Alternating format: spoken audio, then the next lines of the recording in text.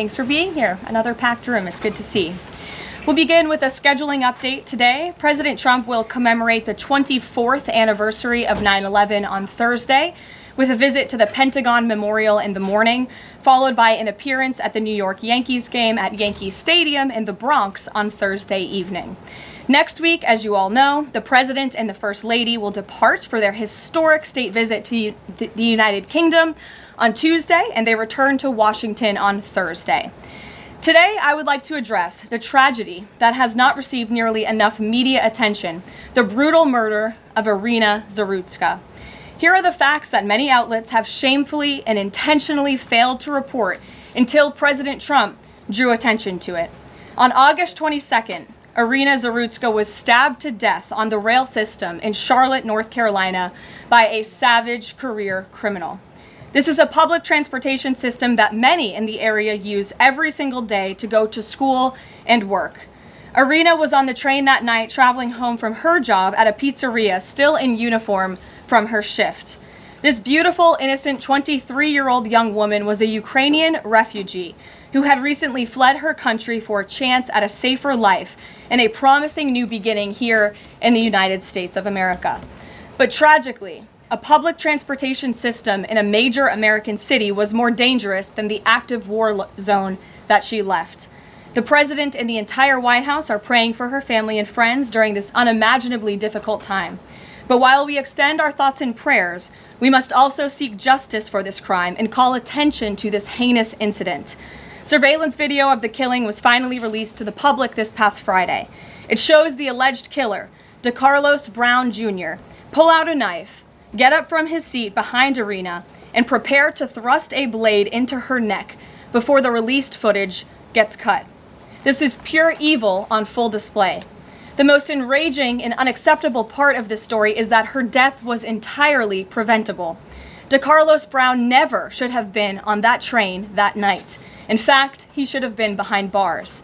DeCarlos Brown has been charged with crimes no fewer than 14 times, dating back to 2011, including for armed robbery, felony larceny, breaking and entering, and shoplifting. Brown had previously served 5 years in prison for a robbery with a deadly weapon charge, and he had also forfeited bonds 3 different times, twice in 2014 and once in 2023. Despite all of this past documented criminal history, when Brown was arrested yet again in January of this past year, a Democrat judge, who I will add was a strong supporter of former Vice President Kamala Harris, released this insane criminal once again without requiring him to pay any bail. He simply had to sign a written promise to return for his court hearing. Think about how crazy it is to ask a career criminal, someone who by definition repeatedly breaks the law, to just sign a written promise and come back again another day. This is madness. This monster should have been locked up, and Irina should still be alive. But Democrat politicians, liberal judges, and weak prosecutors would rather virtue signal than lock up criminals and protect their communities. And perhaps most shamefully of all, the majority of the media, many outlets in this room, decided that her murder was not worth reporting on originally because it does not fit a preferred narrative. Many of the journalists in this room spilled plenty of ink trying to smear Daniel Penny for defending a subway car from a deranged lunatic in New York City, but none of those same reporters lift a finger to write stories about an actual murderer. Here's the truth that every American must know. Too many innocent people across the country continue to pay the price of the failed experiment known as cashless bail that has been championed by the Democrat Party for years.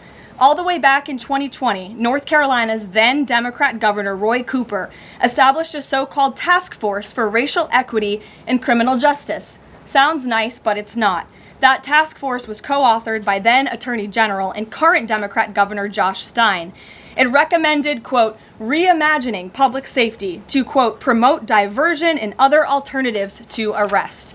It also advised to de-emphasize some felony crimes, prioritize, quote, restorative justice, and eliminate cash bail.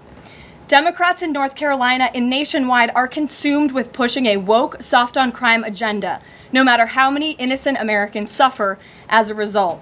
Instead of aggressively prosecuting and locking up violent criminals, the Democrat-backed cashless bail approach lets these criminals roam free in our country to offend again and again. These reckless policies have turned too many of American cities into hunting grounds for career criminals who mock our justice system, drain law enforcement resources, and wreak havoc on law-abiding citizens. Enough is enough, and that is why President Trump is doing everything in his power by taking action to undo these absurd policies. The president recently signed a powerful executive order directing the AG to submit a list of states and local jurisdictions with cashless bail policies so that the Trump administration may identify federal funds that are being provided to these states and can potentially be suspended or terminated. President Trump firmly believes that to maintain order in public safety, we must incarcerate individuals whose pending criminal charges or criminal history demonstrate a clear, ongoing risk to civil society. This is a common sense and sensible approach that the vast majority of Americans agree with, and it's time for the Democrat Party to get on board with what is right. When these criminals are caught, they must be prosecuted to the fullest extent of the law and be sent to prison, where they can no longer terrorize our streets. This is the mandate the American people delivered to President Trump, and it's a mandate he intends to fulfill. Staying on the topic of public safety, new preliminary data released today by Customs and Border Protection in August shows that President Trump has delivered the most secure border in American history. For the fourth straight month, 0 illegal aliens were released into the United States by CBP. Nationwide encounters are down 93% below the peak of the Biden administration. Border Patrol apprehensions on the southwest border in the entire month of August were less than what was apprehended in 4 days in August 2024 under the Biden administration. President Trump has ended disastrous Biden illegal alien invasion, and he sealed our border in record time, keeping this central promise he made to the American public.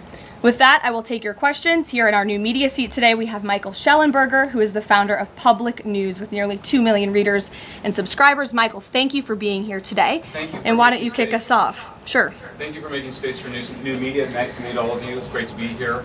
I want to see if you could give some insight into whether the president is considering additional measures against Europe and Brazil, not just for censorship, but also for preventing political candidates from actually competing in elections.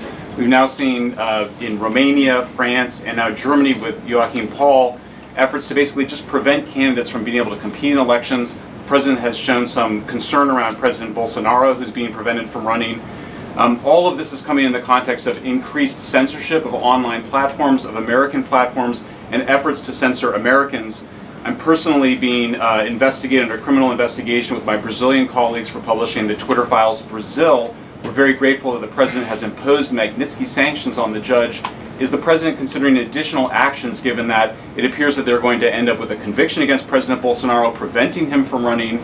Is he considering doing anything about this crackdown in Europe? I mean, it's shocking to see Joachim Paul, this mayoral candidate in Germany, the criminal indictment against him cites him, quote, saying that he loves the Lord of the Rings as reason why he's an extremist and shouldn't be able to run. So I just wonder if you could speak to that. And again, I'm grateful to be here. Nice to meet you all. And I'm grateful for what the Trump administration has done to push for free speech abroad. Well, thanks for being here, Michael. We appreciate it. Freedom of speech is arguably the most important issue of our time. It is enshrined in our Constitution, and the president believes in it strongly. He himself faced censorship in his road back to this beautiful Oval Office here in Washington, D.C., so he takes this very seriously, as does, I know, the Vice President of the United States and the entire Trump administration, which is why we have taken significant action with regards to Brazil in the form of both sanctions and also leveraging the use of tariffs to ensure that countries around the world are not punishing their citizens in this way. And at the same time, the president is, while he's leveraging the United States to safeguard our interests abroad, he's also making sure that freedom of speech remains here in the United States of America. So I don't have any additional actions to preview for you today, but I can tell you this is a priority for the administration, and the president is unafraid to use the economic might, the military might of the United States of America to protect free speech around the world. Quick follow-up to that? Sure. Quick follow-up, which is just, there was a Reuters story saying that the Trump administration was looking at this Europe-U.S. trade deal as one of the sticking points, this issue of the censorship, not just of U.S. platforms, of Americans. Do you have any updates on how those trade talks are going? And I also wonder if the president is concerned about NATO membership. NATO membership requires that you be a democracy and you have free speech. Is it possible that some of these actions that we've seen in Romania, France, and Germany would disqualify those countries from being in NATO after this? I have not heard the president discuss NATO membership in regards to this issue in particular, but I have heard him discuss the issue of free speech and the importance of free speech with foreign leaders around the world, including the Prime Minister of the United Kingdom. When we were in Scotland, the president brought this up and how important it is for the Prime Minister to protect free speech in the UK and in various conversations with other world leaders. So he brings it up, and I think the entire world knows that this is a priority for the President of the United States. Gabe. Thank you, Caroline. Regarding the Israeli strike in Doha, how much time or how much of a heads up did the U.S. get, and does the president support the strike? Sure. Well, I have a statement to read for all of you with respect to the Israeli strike in Doha, and here it is.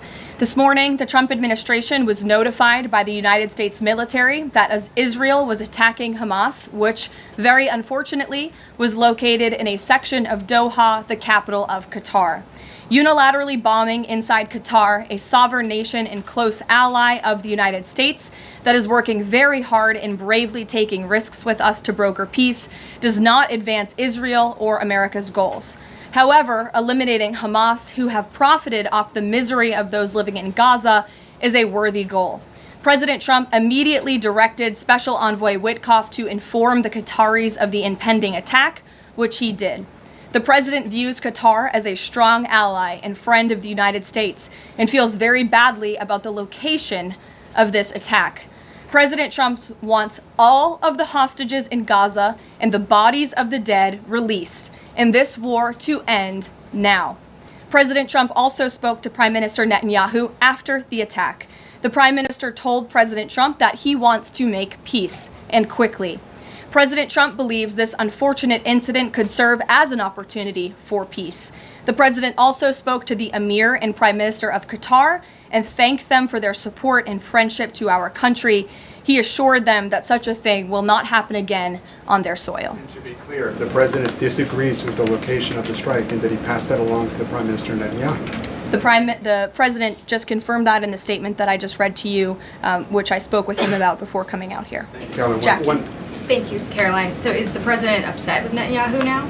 The president made his thoughts and concerns about this very clear, and he spoke again both to Prime Minister Netanyahu and also the Emir and the Prime Minister of Qatar after this attack. And the president has always made it very clear that he wants peace in the Middle East, just like he sought that and accomplished that in his first term.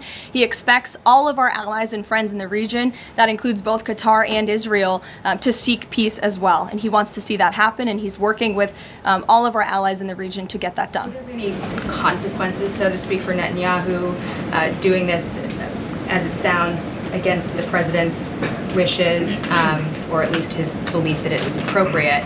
Is there going to be any directive from the president to Netanyahu in terms of what's allowed in the future? And also, is there any concern this could jeopardize the Abraham Accords?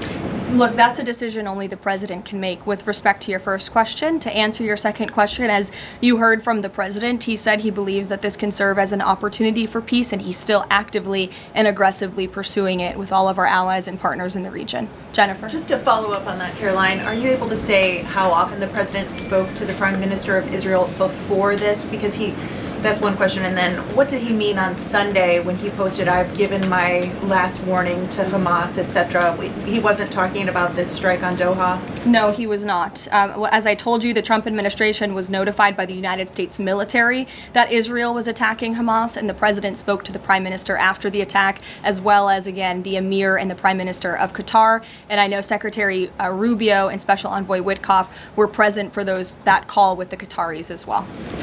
Reagan. Thanks, Caroline. I have two questions for you on crime crackdown. Sure. Democrats have tried to argue that red states have higher crime rates while overlooking problems of high crime in blue cities. I'm wondering if the president would consider working with red state governors to fix high crime in blue cities like in Memphis, Tennessee.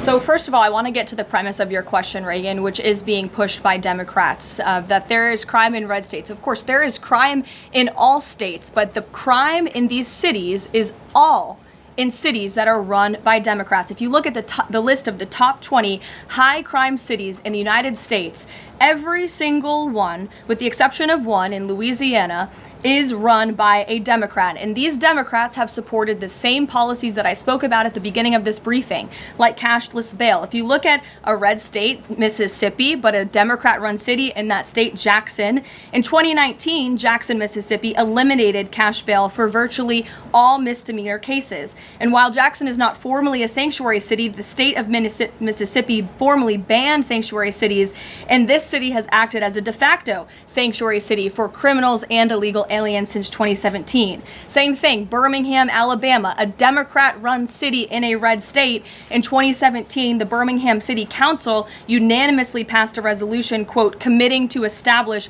sanctuary policies. So if you actually look at the facts from these Democrat-run cities, these are cities that are run by Democrats and by by members of the Democrat Party. These are blue cities, and they have all supported these disastrous policies which allow repeated career criminals back onto the streets to further commit acts of violence. And so to answer your question, yes, the president wants to work with anyone across this country who wants to end these horrible policies and to bring law and order to our streets. And I think that is proven by his tremendous cooperation with the mayor of Washington, D.C. and our nation's capital. And just look at the results of that. And I do have some updates for you on the D.C. crime crackdown if anyone is interested. There have been a total of 2,177 arrests made since the start of the operation on August 7th. Just last night, there were 57 arrests made in Washington, D.C. Of the 57 arrests, there were 14 illegal aliens who were arrested, many of whom had prior criminal histories. And other arrests just last night in our nation's capital, so you all can be very grateful for this. Our great men and women of law enforcement, both federal and local, working together as they should, made an arrest on a warrant for assault with the intent to kill. The subject shot 2 adult males after an altercation. They made an arrest on a warrant for an armed carjacking. The subject assaulted an adult male in the face with a firearm and then took his keys. We also made an arrest on a warrant for simple assault and the destruction of property and subsequently charged with second-degree theft. Last night in D.C., there was an arrest for possession of a controlled substance with second-degree theft. There was an arrest for possession of a controlled substance with the intent to distribute that subject. The person is also a subject of interest in a homicide and a carjacking. Last night in D.C., we also arrested a felon in possession of a firearm who was carrying that firearm without a license. So these are the career criminals. These are the bad guys that we are picking up in Washington, D.C. every day. The president would love to do this in every Democrat-run city across the country, and he hopes that more Democrats will call the White House to allow us to help them. One more that's D.C. specific. Congress is poised to not extend Trump's federalization of the D.C. police. Mayor Bowser signed an executive order formalizing cooperation with federal forces. You just mentioned all the success that the operation has had. Does the White House believe that the Mayor Bowser's action is enough to continue the crime crackdown? We are very grateful for the mayor's cooperation in this effort, and we look forward to continuing to work with her and the Metropolitan Police Department. Bloomberg. Thanks, Caroline. The president says, he plans to speak with Putin soon. Can we expect a phone call between the two leaders this week? I don't have any phone calls to read out between you, the president, and any other foreign leaders. Ed. Thanks, Carolyn. I want to ask about the benchmark revisions that came out. If you look at the revisions between March of 2024 and March of 2025, and you do a little math, it averages out to 73,000 jobs roughly per month added to the economy, less than what was thought. When can we expect the Trump administration, now that their policies are rolling out, for that increase, that average to increase? Well, let me just say something about the revisions that came out this morning. And this was one of the biggest revisions in absolute terms in decades. In the benchmark year, March 2024 to 2025, shows that the job growth was vastly weaker during the Biden administration than ever previously reported. Between this revision and last year's, job growth was actually overstated by approximately 2 million jobs. And the Biden administration stood up here and vouched for that data and told you that data was real. And when President President Trump calls into question the veracity of that data, like he did before he took the oath of office and even now as President of the United States, he was ridiculed for that. And turns out this revision proves two things. Number one, the president was right, and this is why we need new leadership at the Fed. And this makes it very clear that President Trump inherited a much worse economy by the Biden administration than ever reported. And it also proves that the Federal Reserve is holding our monetary policy far too restrictive. Interest rates are too high. The Fed needs to cut the rates because of the mess that we inherited from the Biden administration. Time frame. The president has said a year. Secretary Besson said maybe the fourth quarter. When can we expect these numbers to increase? Well, first, we need accurate numbers. We need truthful and honest data, which is why the president took the monumental step to try and appoint and confirm new leadership at the BLS so we can have data that we can actually rely on. And that's what the president is doing, and we hope that his nominee will soon be confirmed. Charlie. You addressed the crime of Irina Zurika, and the president has done a lot to deliver justice for victims of crimes like that horrific stabbing. And the Epstein files are back in the news because a lot of Americans feel that that Jeffrey Epstein's victims never got justice. Does the president care about these victims? Do you think he can does he want to deliver more justice for them, and is he willing to meet with them? The president cares about victims of all crimes, and that's why Republicans in the Trump Department of Justice have done more in terms of transparency when it comes to the Epstein case than any prior administration. And why are the Democrats all of a sudden caring about this? It's because they are desperately trying to concoct a hoax to smear the President of the United States. We have seen this time and time again. Ro Khanna and all of these other Democrats, they could have cared about those victims 4 years ago when Joe Biden was in office. They could have pushed for transparency then. Unfortunately, the Democrats are using victims as political pawns to try to smear and to push a hoax against the President of the United States. And I will get you numbers on the amount of child predators that this administration and this FBI and this Department of Justice have locked up under President Trump's leadership. We have done more than any president to protect victims of crime, especially disgusting, heinous sexual crimes. And that includes the deportation of illegal aliens who are perpetrating these crimes against innocent victims in our country right now today. And that remains a top priority for this administration. Does the president, will he meet with the victims? On the Doha strikes, did the president speak with Netanyahu before they were carried out? Did he urge him to not go through with it, or did they only speak afterwards? Again, I read you a statement. The Trump administration was notified by the United States military that Israel was attacking Hamas. The president directed his special envoy Witkoff to immediately call the Qataris. And after the attack, he spoke to Prime Minister Netanyahu. One more. Behind you. Thank you. Go ahead. About the Epstein case, would the White House support a professional handwriting expert review of the document released yesterday to prove that it's not the president's signature?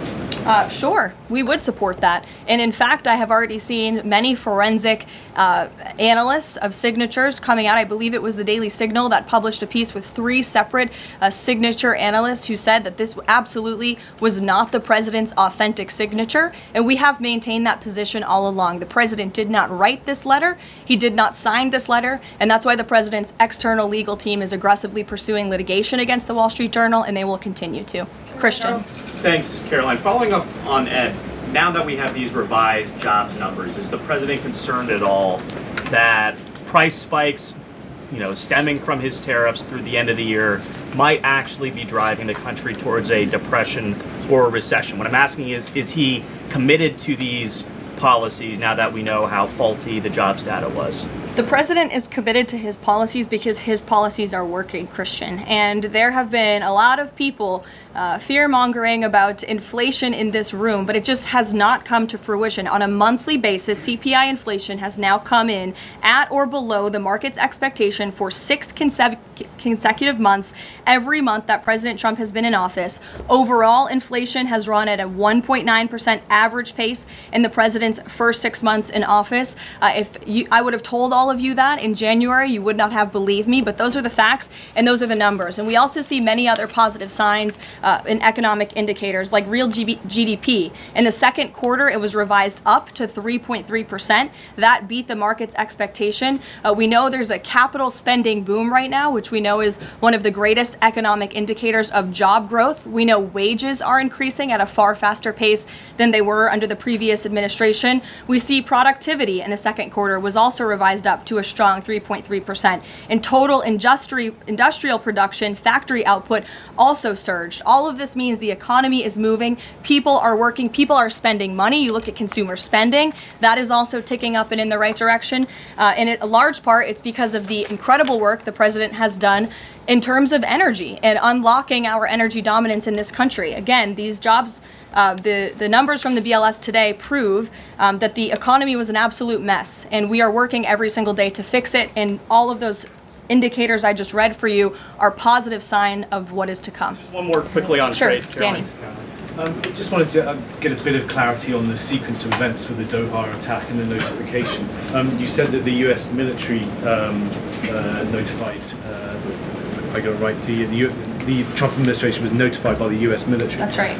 Was the US military notified by the Israeli military, or did the US military detect an incoming Israeli attack on Qatar? The U.S. military notified the White House and the President of the United States. That's all I have to share for you on that, Danny. Thank you. Jeff. Also following up, you said that the president assured the leaders in Qatar that this would never happen again. Did he say that to the Prime Minister of Israel, and did Prime Minister Netanyahu agree to that? The president told that to the emir and the prime minister of Qatar, and the president also overstressed the importance of peace in the region in his conversation with Prime Minister Netanyahu as well. And Prime Minister Netanyahu told President Trump he wants peace and he wants it quickly. That's what the president expects to happen. The president is very clear in the statement that he just had me read, and you will all see it out on Truth Social very shortly, I am sure. The whole world will see it. He wants all of the hostages released out of Gaza, and he wants this war to end. Those are two clear directives that the president is making very clear for the entire world to understand. Mary.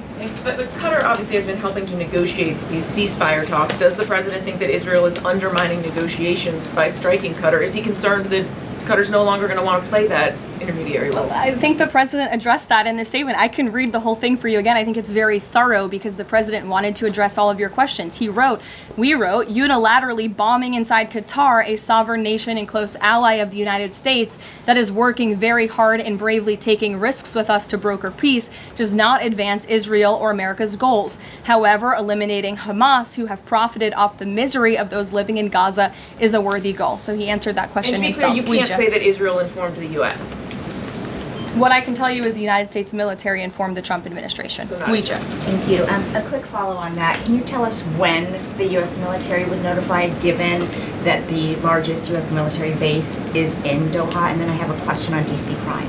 This morning, just before the attack, as I said earlier as well. Okay, thank you. And yesterday, the president spoke about D.C. crime and talked about how there was virtually none. And then he expressed frustration about things that take place in the home they call crime. He said, they'll do anything they can to find something. If a man has a little fight with the wife, they say this is crime. See, now I can't claim 100%. Exactly what crimes was the president referring to?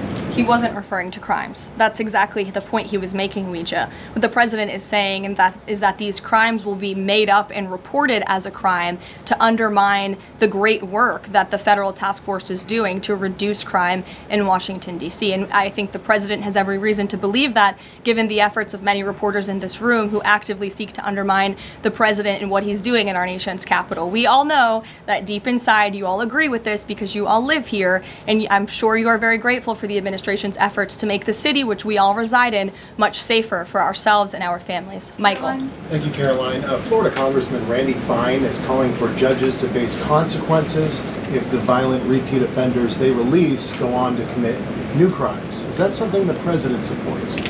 It's not something I've heard the president discuss. You can ask him yourself next time you have the opportunity to. How's that? Caroline, one more question. On Thursday, President Trump will head to the Pentagon and also to New York City in honor of the 24th anniversary of 9/11. Has the president expressed any interest on creating or having congressmen create a new 9/11 commission to answer some of the ongoing questions many Americans have about that day?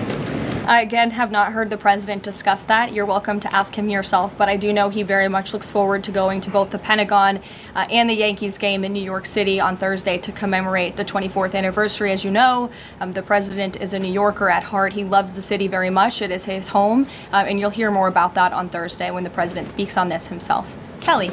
Caroline, thank you. I wanted to ask you a question about the president speaking yesterday before the Religious Liberty Commission. As you know, he's created the White House Faith Office, the Task Force on Anti-Christian Bias, and yesterday he talked about the importance of the Bible in America and the importance of prayer in America. Some people have criticized him for that in stating that he's espousing Christian nationalism. Yet the president has called on the American people to band together in praying for this nation for people of all faiths. How important is that to the Trump administration, and are there guidelines for implementing that? Well, last time I checked, it's not just Christians who pray, it's people of all faith who pray, and that's what the president wants to protect, the religious freedom for Americans of all faith. And he spoke about that yesterday, and that's why he was very proud and excited to announce this new initiative, Pray America, encouraging all Americans to pray for our country and the goodness of our country leading up to America's 250th birthday next year. Why don't we take some from the sides? Elizabeth, go ahead. Thank you, Caroline. I have two questions. Sure. First, on prayer again. Is the Trump administration looking for the forthcoming prayer guidelines to challenge existing court precedent on the right to pray in public schools?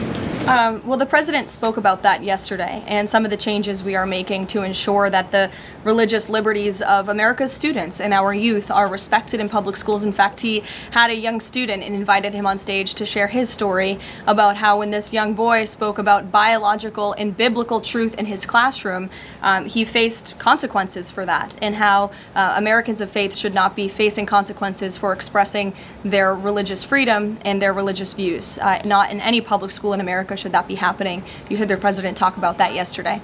Sure. Caroline, thank you so much. Regarding Israel attacking Doha, beside the phone call, what was President Trump's involvement in the attack, if any? Look, I don't have anything more to read out for you on this other than the very lengthy and thorough statement that I have shared repeatedly now. Sure. Go ahead. Thank you. After the Supreme Court ruling yesterday on the ICE raids in Los Angeles, some, particularly non-white U.S. citizens, are saying that they're going to begin carrying their U.S. passports with them at all times. What is the White House's response to Americans who are concerned about being swept up, as others have been already, in these enforcement actions? They should not be concerned, because this administration is focused on the detention and deportation of illegal alien criminals who broke our nation's immigration laws. And the Supreme Court upheld the Trump administration's right to stop individuals in Los Angeles to briefly question them regarding their legal status, because the law allows this, and this has been the practice of the federal government for decades. And the Immigration and Nationality Act states that immigration officers can briefly stop an individual to question them about their immigration status if the officer has reasonable suspicion that the individual is illegally present in the United States. And reasonable suspicion is not just based on race, it's based on a totality of the circumstances to review. And I will tell you, I spoke to our border czar about this morning. When ICE goes out to conduct a targeted operation to deport illegal criminals from our community, they are doing so with intelligence, they are doing so with law enforcement sources, they are doing so in most cases with the backing of local law enforcement who know exactly where these illegal alien criminals and drug traffickers and drug dealers are hiding in plain sight in American communities. And the men and women of ICE are doing everything they can to not only follow the law, but to enforce the law. And it's about time that has happened, because we had 4 years of an administration who completely ignored and evaded our nation's very clear immigration laws, and the Supreme Court has reaffirmed that. Thanks, Caroline. One of the other documents released by the House Oversight Committee contained a photo of Jeffrey Epstein holding an oversized check that was made out to him in the check from the president for $22,000 for a fully depreciated woman. I wondered if the president has any recollection of that, or what you guys make of that photo that was included in those documents. Did you see the signature on that check? It is not Donald Trump's signature. It is absolutely not. The president did not sign that check. But does he recognize the woman? Caroline, Thank you, Caroline. on the New York City election, Caroline. is he Well, considering? I'll take both of you. Go ahead. So first, is the president considering offering Mayor Eric Adams a job? If so, why? And does he think Curtis Lee was a serious candidate for New York City mayor? Look, the president has made it quite clear he wants this race to move forward in New York City. He does not want a communist to be running New York City, but as for weighing in on other individual candidates, I'll leave that to the president to do himself. Caroline, and then following up on Reagan's question, you know, many of these highest crime cities in America, they're led by black mayors, including the three that you mentioned, Jackson, Memphis, Birmingham. So given that, what's your response to criticism from the left that Trump is targeting black mayors? Isn't he just trying to protect black people? The president is trying to protect all Americans from crime, and he wants to make all of our cities in America safe. And the fact is, the most dangerous cities in America are run by Democrats, overwhelmingly. And according to the FBI crime statistics, 19 of the top 20 cities with the highest murder rate are run by Democrats. And these high crime Democrat-run cities are driving up the crime stats in otherwise safe red states. So of course he wants to address this problem. He's made that quite clear. You know, Mike Johnson, he came out and said that the president was an FBI informant. Do you know what he meant by that, if it's not true? I can affirm that is not true. I think the speaker was referring to the fact that President Trump kicked Jeffrey Epstein out of his Mar-a-Lago property for reasons the president has already discussed. John. Oh, thank you, Caroline. First of all, as a Washington, D.C. resident with my family, I just want to thank the administration for revitalizing safety here in the last 3 weeks. It's been stunning. Well, I want to go to Virginia. All of a sudden, out of the blue, Winsome Sears has closed the gap on Abigail Spanberger. Got 4 issues. Coerced abortions in Fairfax County without telling mom or dad, no parents, girls going in boys' bathrooms on film, right? 2 of the young fellows get suspended for complaining about it. Virginia Beach man, an innocent man, is now died in a car crash by a drunk illegal going on the other side of the road, and now you got Spanberger's got these racist signs. When are we going to get the president to make an official endorsement of Winsome Sears and maybe come and campaign in South and West Virginia? Well, as you know, I'm very limited in what I can talk about when it comes to political endorsements in future elections from this government podium. But all of the issues that you just mentioned, I know, are very important to the president, and it's quite common sense. It's the foundation of the Republican Party, and it's what sent this president back to the Oval Office. We want to keep men out of women's sports and bathrooms. We want criminals to be locked up. The president wants to see law and order in every state across the country. But as for political endorsements, I'll leave that to him and his political advisors to make those. Sure. Haley. Thanks, Caroline. I have 2 questions for you, if it's okay. One on Doha and one on immigration and crime. Sure. On Doha, ahead of the strike we saw today, did the administration at any point try to dissuade the Israelis from the potential for an action like we saw today? Again, I have answered questions repeatedly on this. I have a very lengthy statement which we will release after this briefing for all of you to read and to report on once again. Okay, and then on a case in Maryland, the killing of Dakara Thompson, there are reports that the suspect arrested for her murder was in the country illegally and arrested and released for driving under the influence both in 2022 and in April of this year by U.S. Park Police.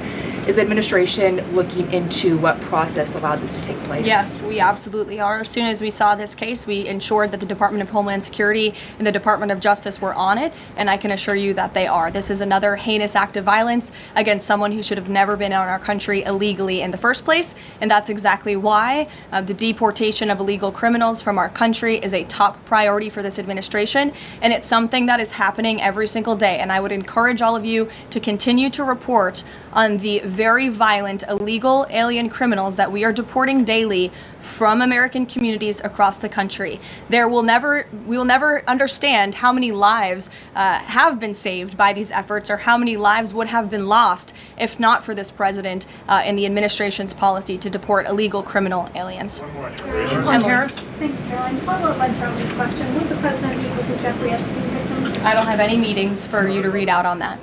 On tariffs? Go ahead. Thanks, Caroline. Is the Trump administration considering a ban on transgender Americans owning guns? Is that something the president would support, even as we've seen some gun groups oppose the idea of it? I saw reporting on this. I understand there were very preliminary, low-level discussions about this at the Department of Justice, and then sometimes those discussions are reported as fact. I'm not tracking any potential actions on this front, and I'll let the president weigh in on that. It's a policy decision, and it's far too early or would be premature, inappropriate for me to weigh in on it at this point in time. Behind you. Go ahead. After the immigration raid at the plant in Georgia on Friday, the president said over the weekend that he's open to some kind of changes in perhaps rules or visa rules or law that would prevent something like that happening in the future for skilled workers to train American workers. That's right. Can you confirm that and that the administration supports those changes, and what exactly would that look like? Well, the president said it himself in a statement that he put out on Sunday night, where he is very grateful for foreign companies from around the world and the investments that they are making right here in the United States of America. And he understands that these companies want to bring their highly skilled and trained workers with them, especially when they're creating very niche products like chips, or in this case in Georgia, like batteries. But the president also expects these foreign companies to hire American workers, and for these foreign workers and American workers to work together to train and to teach one another. And so he expects these foreign companies to hire American labor. We want Americans to have these jobs. Americans need these jobs, but he also understands the need for these companies to bring over their workers who already have these skills. So I think it's a very what those changes might be? I think it's a very nuanced and responsible and sensible approach for the president to take. And I know that the Department of Homeland Security and the Department of Commerce are working on this matter together. I would defer you to them for any further action on this front. Caroline, thank you. Just I want to follow up on something you said. You said the Epstein documents are a hoax that Democrats are perpetrating against the president. You said he didn't sign that check, that he didn't sign the birthday card that he allegedly signed. So what is the theory, since these documents came from the Epstein estate?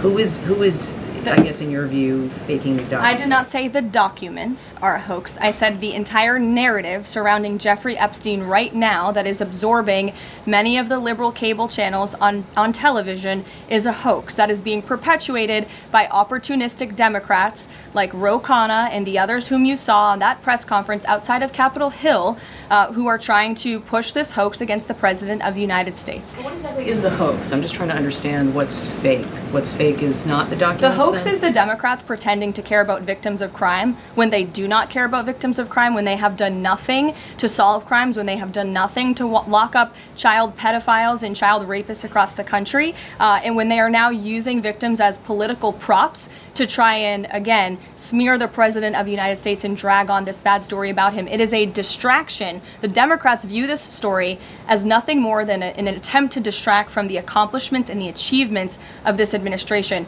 And that is what we mean when we call it a hoax. If he didn't sign these, if you said he didn't sign the birthday card, he didn't do this, he also didn't do the check, those were in documents from the estate. So what is the working theory as to why he's in them? The president has one of the most famous signatures in the world, and he has for many, many years. You know that, Maggie, you've covered him for a long time, long before he assumed this office when he was a businessman in New York. The president did not write that letter. He did not sign those documents. He maintains that position, and that position will be argued in court by his lawyers. The president is very confident he's going to win this case. Thank you. Is the president planning to meet with Eric Adams in New York, maybe at the Yankees game?